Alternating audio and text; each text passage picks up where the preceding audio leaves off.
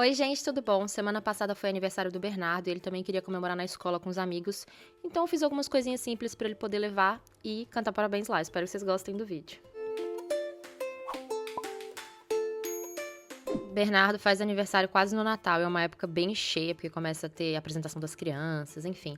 Então eu queria fazer o mais prático possível. O que eu tenho aí? Massa pra pizza, que aqui em Roma é muito fácil de achar no supermercado, super baratinho. E eu comprei a retangular, normalmente tem a redonda e a retangular. A minha ideia era fazer enroladinho. Aqui o enroladinho de salsicha, na Rússia também, é bem comum, então não seria uma comida estranha pros amigos, né? Porque ele queria levar a comida, sei lá, salgadinho brasileiro também. Então abri essa massa retangular. Na minha cabeça era o suficiente pra fazer 2 fileiras de enroladinho, no caso aí de salsicha. E eu cozinhei, tá, essas salsichas antes, deixei esfriar um pouquinho e vou fazer 2 fileiras de salsicha, cortar no meio e enrolar. Coisa mais fácil do mundo. Eu cozinhei as salsichas antes porque essa massa ela costuma assar muito rápido, então como eu não sabia se ia dar tempo de assar a salsicha junto, eu já cozinhei antes. Essa massa da pizza é tipo um pão. Quando você vai pegar a receita de enroladinho de salsicha, enroladinho de queijo de presunto na internet, eles fazem uma massa muito parecida com pizza, com pão, e aí fica aquela massa mais fofinha assim. Mas volta e meia eu também faço com massa folhada, que é uma bem fácil de achar aqui também. Assim eu acho que fica melhor. Mas, bem, vai do gosto de cada um do que fica mais fácil achar. Se eu tivesse fazendo enroladinho de queijo de presunto, dependendo do tipo de queijo que você usa, ele pode derreter e meio que desperdiça bastante, porque ele, se você enrolar a massa, cortar em vários enroladinhos e assar, o queijo derrete para fora do salgado. Então o que eu gosto de fazer? Esse de salsicha, eu estou cortando, nem precisa separar um do outro, mas eu estou cortando para ele assar direitinho e tal.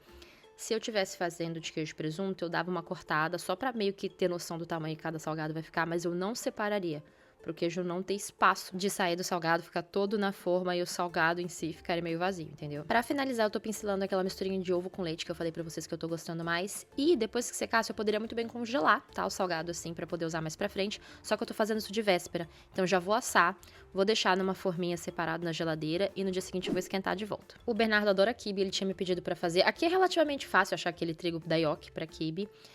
Tem muita lojinha asiática, só que eu não tinha achado. Aí na véspera, que foi nesse dia aí, eu passei na frente de uma loja libanesa e eles tinham o trigo pra quibe, logicamente. Só que eu não tinha certeza se eram exatamente a mesma receita, as mesmas proporções que se usam numa receita que eu poderia pegar num site brasileiro. Então vou deixar aqui embaixo receitas, quantidades de tudo certinho. Mas o que eu fiz aí pra contextualizar? Eu hidratei esse trigo com água quente e depois não sobrou água nenhuma, tá? Ele absorveu tudo e já acrescentei a carne moída de boi com a luva na minha mão, porque eu queria amassar bastante.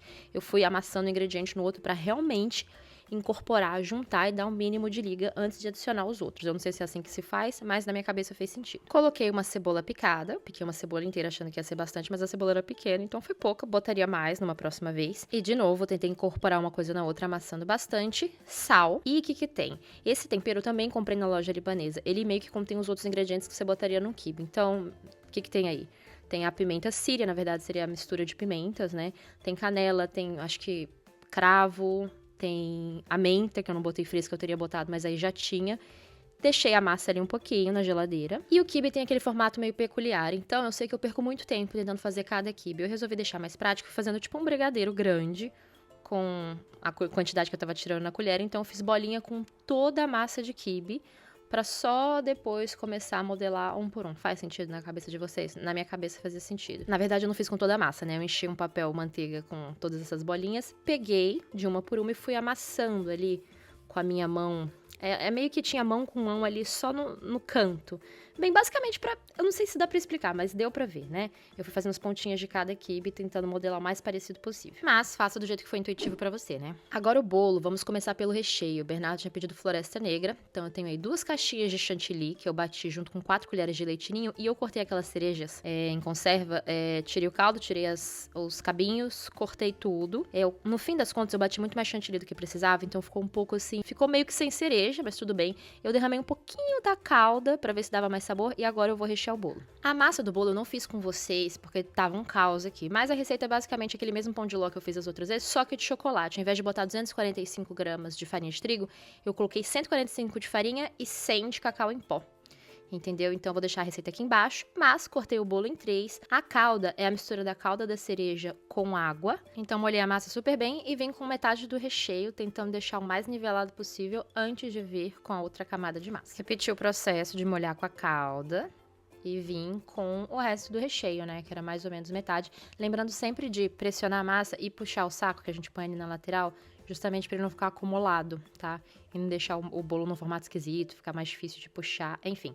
Nivelei o recheio mais uma vez, e como vocês estão vendo, eu não sou profissional de nada, tá, gente? Eu simplesmente vejo a receita na internet e tento reproduzir. Por último, eu vim com a outra e última, né, camada de massa e hidratei com o resto da calda também. Essa forma que eu tô usando, porque já me perguntaram algumas vezes aqui, ela tem 20 centímetros de diâmetro por 10 de altura. E pra mim fica perfeito. O bolo que eu faço fica um pouquinho mais baixinho que isso, naquela quantidade daquela receita que eu já mostrei pra vocês. Só um pouquinho. E aí, quando eu ponho o recheio, fica mais ou menos da mesma altura, dependendo do que eu usei pra recheio. Mas dá certo. Eu recheei esse bolo no final da noite, no dia seguinte, de manhã, que é o que eu tô mostrando aí pra vocês. Eu coloquei o suporte do bolo, a base do bolo que eu normalmente coloco, virei e vou puxando o saco e levantando a forma. Nunca tive problema pra desenformar o bolo, normalmente sai certinho. É só realmente puxando o saco com calma, porque esse recheio é bem molinho e eu não botei contenção. Fui puxando a forma, mas deu tudo certo. E como vocês me viram fazendo algumas vezes nos últimos vídeos, eu tiro o saco com uma espátula, eu tento nivelar essa lateral do bolo pra poder fazer a cobertura. Eu sou péssima de cobertura, tá? Nunca fica aquela coisa que eu tô imaginando, mas o que eu usei? Eu usei o mesmo chantilly do recheio, eu tinha batido e deixado na geladeira durante a noite esse daí, com leitinho, tá? A receita tá aqui embaixo. E fui fazendo a lateral. Eu achei que eu tivesse que fazer uma camada primeira pra depois fazer uma segunda, mas assim, já ficou grosso o suficiente e eu tinha outras coisas pra fazer, então já aceitei e fiz meio que a cobertura final do bolo desse jeito. Lembrando, fazendo pro meu filho, pro aniversário da escola, tá? Então assim, coisa simples. Fui nivelando, acertando os buraquinhos que ficavam na cobertura, tentando deixar o mais bonitinho possível. Eu nunca consigo deixar do jeito que eu penso, como eu falei pra vocês. Enquanto eu fazia isso, tentando não mexer demais pra não tirar o que já tava bom, eu fui pensando o que eu ia fazer de decoração, porque normalmente floresta negra tem aqueles granulados na lateral e eu não tinha muito com o que trabalhar. Então o que eu fui fazendo? Tem uma limpadinha ali na lateral e com um pouco de granulado que eu tinha, eu vim jogando assim só na bordinha, pra depois com bastante calma, tentando não estragar a cobertura, poder levantar e grudando com uma faca. Eu já vi gente fazendo com espátula, com pincel. Eu achei que daria melhor com a faca. Aí com o chantilly que tinha sobrado, que tava bem molinho, dá pra ver que ele não pegou nem o formato do bico, eu fiz 4 pontinhas de um lado, alternei e fiz mais 4 assim, opostas, e aí ficaram 8. Eu usei o resto do granulado para tentar decorar, e em cima dessas pontinhas era basicamente só para botar a cereja. Então, por mais que tenham ficado feiosas, meio amorfas assim, deu para botar cerejas e o bolo final ficou assim. Em aniversário na escola, eu só levo as coisas realmente em cima da hora do lanche, então o bolo ficou na geladeira. Botei também nesse pacote que eu vou levar chá, copo descartável, a espátula para cortar o bolo, uma quantidade boa de guardanapo, a vela e as comidas, né? Eu fiz algumas coisinhas a mais que eu não mostrei no vídeo porque eu já tinha mostrado antes. Aí eu fiz uma bandeja pequenininha de brigadeiro, ele só tem 7 colegas de classe e 20 minutos para cantar esse parabéns. Então dava pra mandar muita coisa. Infelizmente os brigadeiros ficaram um pouquinho amassados com a tampa dessa forma, mas sobreviveram. E como eu tinha dito, os salgados eu assei realmente no dia anterior e botei na geladeira e esquentei antes de levar. Então aí tem aquela quantidade de enroladinho de salsicha que eu fiz o dobro, tá, do que eu mostrei. Eu fiz 2 massas de pizza, então aí tem a quantidade correspondente a 2 massas de pizza. Depois disso tem os quibes, eu só mandei mais ou menos 1/3 daquela quantidade de quibes que eu fiz, eu não sabia se ia fazer muito sucesso, então guardei aqui em casa. E também fiz um pouco de pão de queijo, então aí tem as duas coisas, não estão muito bonitas, mas estavam muito boas, tá, gente? Eu provei antes de mandar tudo. E detalhe, esses quibes eu fiz por 10 minutos a 200 graus na air fryer, então nem precisei fazer bagunça fritando. Agora só faltou o bolo e eu levo tudo isso dentro dessa sacola e vou andando, que é mais fácil, eu acho que o carro balança demais.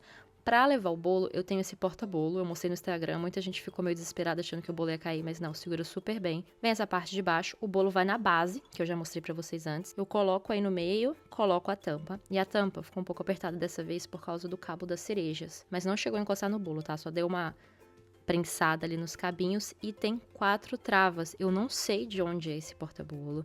Eu devo ter comprado no supermercado na Rússia, sei lá, é bem aleatório. Mas eu já vi vários parecidos no Mercado Livre ou na Shopee. Ou se chama boleira de transporte, ou porta-bolo de transporte, ou suporte de bolo para transporte, é isso aí, transporte de bolo. Tem uma altura legal e pra ficar estável tem que segurar realmente pela alça, tá? Por mais que dê um medinho, é assim que ele fica mais estável e não balança. Aí eu ando segurando igual eu tô mostrando aí pra vocês. O bolo chegou intacto. Gente, eu espero que vocês tenham gostado do vídeo e a gente se vê no próximo.